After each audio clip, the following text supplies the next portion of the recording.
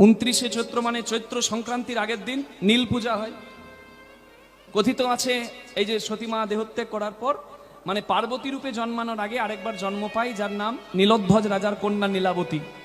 সেই নীলাবতীর সঙ্গে বুড়ো শিবের বিয়ে বলে কথিত আছে। নীলাবতীর বিয়ের দিন হিসেবেও নীল পূজা করে। সেই দিন সন্তানের মঙ্গলের জন্য মায়েরা কিন্তু উপোস করে, সারা দিন উপবাসী হলো, নির্জলা উপোস পর্যন্ত মায়েরা অনেকে করেন।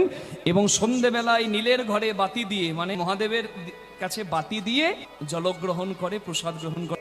এক বামন আর এক বামনী, এক বামন আর এক বামনী, তারা কাশীধামের গঙ্গার ঘাটে বসে বসে কাঁদছে। কেন না তাদের সন্তান জন্ম নেয় আর মারা যায়, অকালে মৃত্যু হয় সন্তানের, কাঁদছে।